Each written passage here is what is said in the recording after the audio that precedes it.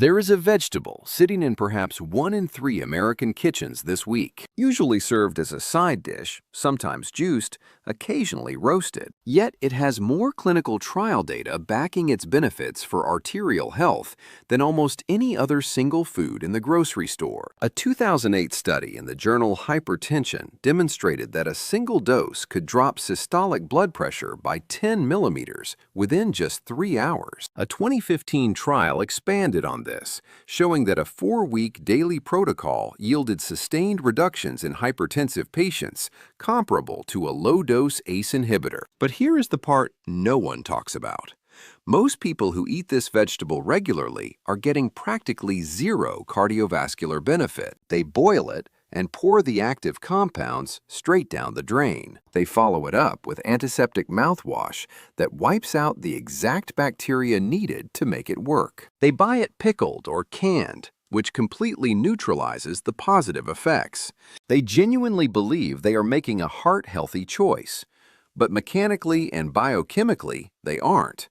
That vegetable is beetroot. I'm Dr. Goodman, and on this channel, we explore the published research behind the medical decisions and dietary interventions that matter most after age 65. Today, we are making the case for one of the most underrated cardiovascular foods in human history. We will walk through exactly how it works at the cellular level, name the 4 mistakes that destroy 90% of its effectiveness, and give you the exact protocol used in the published trials. Throughout the video, I will reference patient cases. Names and details are illustrative composites drawn from common clinical patterns. To understand why beetroot does what it does, you need to understand a piece of vascular biology that almost no patient ever hears clearly explained. The blood vessels in your body are not just passive tubes. They actively contract and relax second by second in response to chemical signals from the cells lining their inner walls, a tissue called the endothelium. The single most important molecule the endothelium produces for cardiovascular health is called nitric oxide. NO. 2 atoms. It is quite possibly the most underrated molecule in the human body. Nitric oxide does several critical things. It relaxes the smooth muscle in your arterial walls, which lowers blood pressure. It stops platelets from clumping inappropriately. It reduces the inflammation in vessel walls that drives the long-term progression of atherosclerosis. It even helps your heart pump more efficiently against lower resistance. In a healthy 30-year-old, the endothelium produces plenty of nitric oxide on its own.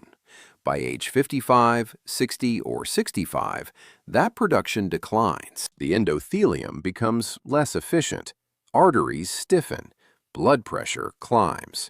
This is the silent driver behind a significant portion of what we call age-related hypertension and arterial disease. Here is where beetroot enters the picture.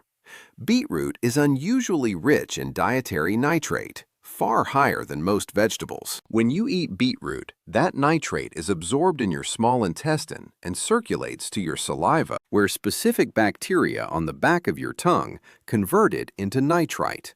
Then, in your stomach and tissues, that nitrite is converted directly into nitric oxide. The point is this: by consuming dietary nitrate from beetroot, you are essentially supplementing your aging endothelium's nitric oxide production through an entirely different biochemical pathway. Your body doesn't care which path the nitric oxide came from.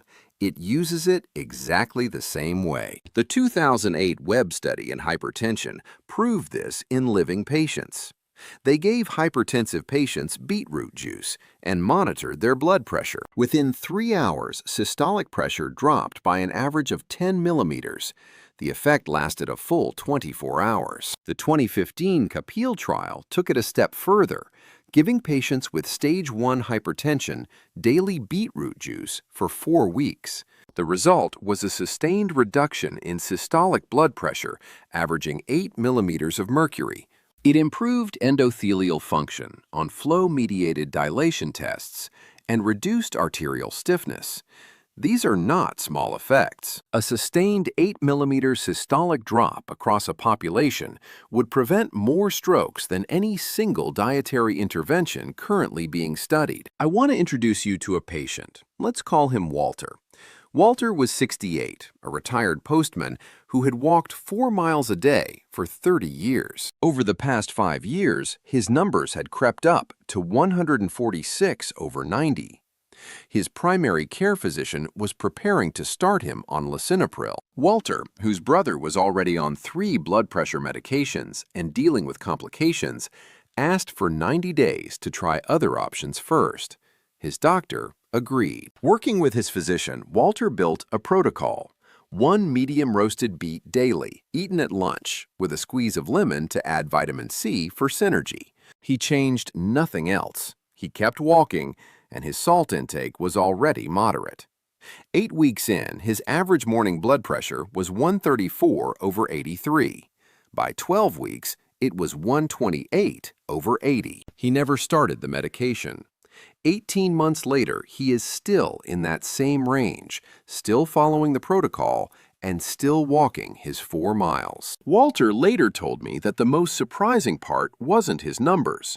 It was the realization that he had been eating canned beets in his salads for years, having no idea his body was getting essentially nothing from them. The salt content in canned beets is so high that even if some nitrate survived the processing, the massive sodium load completely offset the benefit. He described it as 20 years of pretending to eat a healthy food. That phrase has stuck with me. 20 years of pretending. That is the gap between what people think they are getting and what their cardiovascular system actually receives. Before we go further, I want to flag the single biggest mistake people make with beets, because it is incredibly common. Antiseptic mouthwash. If you use Listerine or any chlorhexidine-based mouthwash within 2 hours of eating beets, you are actively killing the bacteria on your tongue that convert nitrate to nitrite. The conversion fails. The nitric oxide pathway never activates. You eat the beets, your body absorbs the nitrate, and it just gets excreted in your urine without ever becoming useful. This was proven experimentally in a 2019 study. Using antiseptic mouthwash within 2 hours of nitrate ingestion abolished the blood pressure benefit entirely. If you use mouthwash regularly, eat beets, and see no results, that is likely your answer. If you have ever wondered whether beets actually do anything for your blood pressure, drop a comment below telling me how you typically eat them and whether you use antiseptic mouthwash daily. I'm trying to map how often this one mistake invalidates the entire intervention. Now, let's look at the 4 ways people regularly waste beetroot. See if you recognize any of these in your own kitchen. Mistake 1. Boiling beets in water. Boiling extracts roughly 50% of the nitrate content right into the cooking water within 15 minutes. If you then drain that water, which is what almost everyone does, you have literally poured half the active compound down the sink. The fix? Roast them in a covered dish in the oven, steam them briefly, or eat them raw and grated over a salad. Mistake 2. Buying canned or pickled beets. The heavy processing for canned beets degrades the nitrate, and the massive sodium content in pickled beets completely cancels out the blood pressure benefit, even if some nitrate survives. The fix? Buy fresh whole beets, or look for plain, pre-cooked, vacuum-sealed beets that haven't been pickled. Check the label. Sodium per serving should be under 100 milligrams. Mistake 3. Microwaving on high power. Multiple studies show that high-power microwave cooking degrades dietary nitrate content by 20 to 30%. The fix? If you absolutely must use a microwave, use half power for shorter intervals. But honestly, it's better to avoid it. Mistake 4. The mouthwash issue. As I just mentioned, if you use any antiseptic mouthwash with antibacterial action within 2 hours before or after eating beets, the conversion to nitric oxide is blocked. The fix? Separate your beet consumption and your mouthwash routine by at least 2 hours, or switch to a non-antiseptic mouthwash. The protocol. Here is how to actually eat beetroot for real cardiovascular benefits. 4 rules. Write them down. Rule 1. Dose. The published trials use about 250 grams of cooked beetroot a day. That is roughly 1 medium to large beet, 1½ cups of pre-cooked beet pieces, or about 100 milliliters of concentrated beet juice. Daily. Rule 2. Preparation. Roast or steam them, never boil them, and discard the water. Add a squeeze of lemon or another vitamin C source to enhance the conversion of nitrate to nitric oxide. Pairing them with a small amount of healthy fat, like olive oil or avocado, also improves absorption. Rule 3. Timing. Eat them with a meal, ideally lunch or dinner. Keep antiseptic mouthwash far away from this window. Interestingly, if you exercise, eating beets 90 minutes beforehand enhances exercise capacity due to the vasodilation effect. This is heavily documented in athletic performance studies. Rule 4. The 4-week trial with measurement. Buy a home blood pressure cuff. Take a baseline morning reading for 7 days. Then start your daily beetroot for 28 days. By week 3 or 4, if it's working for you, you should see a measurable systolic reduction of 5 to 8 points. If nothing has moved after 4 weeks, it simply isn't producing a clinical effect for you, which is very useful information to have. 2 interactions to know. If you are on warfarin or any vitamin K-sensitive blood thinner, know that beets, especially the greens, contain meaningful amounts of vitamin K. Speak to your doctor before adding daily beets so they can monitor and adjust your dose if needed. This isn't a reason to avoid beets entirely, just a reason to coordinate care. If you are already taking blood pressure medication, adding daily beetroot can cause the BP-lowering effects to stack. For some patients, this drops pressure too low, causing hypotension, dizziness, or lightheadedness when standing. Monitor your numbers closely and keep your doctor informed. Also, patients with a history of oxalate kidney stones should be cautious. Beetroot is high in oxalates.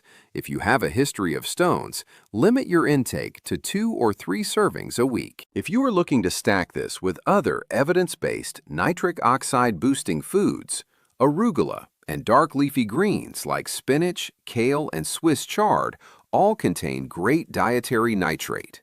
Pomegranate works through similar mechanisms. Aged garlic extract adds hydrogen sulfide as a complementary vasodilator. The DASH diet and the Mediterranean diet, which boast the strongest cardiovascular outcome data of any dietary pattern, are essentially just nitrate-rich diets layered with healthy fats and antioxidants. None of this is unproven. It is just severely under-discussed. Walter sent me a photograph last month. He was standing in the bleachers at his grandson's high school graduation, smiling broadly. His morning blood pressure that day was 126/78. On the back, he wrote, 20 years of pretending. Now, 20 months of actually doing it. That is the thought I want to leave you with. 20 years of pretending you are eating a healthy food while preparing it in a way that deprives your body of the actual benefits. The fix is incredibly simple. The protocol is cheap. The evidence is robust. If your blood pressure is in the pre-hypertensive or stage 1 range, this is one of the strongest single food interventions you can implement. Combined with sodium reduction, consistent walking, and the cardamom protocol we discussed in our last video, this layered effect can keep many seniors off medication for years longer than they otherwise would be. If something in this video resonated with you, if you've been eating beets the wrong way for years, or if you've been recommending them to a parent who just isn't seeing results, please share this with them. The fix takes one conversation. The benefit could be a massive reduction in cardiovascular risk for the rest of their life. In the comments, tell me how you prepare your beets, and let me know if you've ever tracked your blood pressure before and after a 4-week trial. I read every single comment. I'm Dr. Goodman.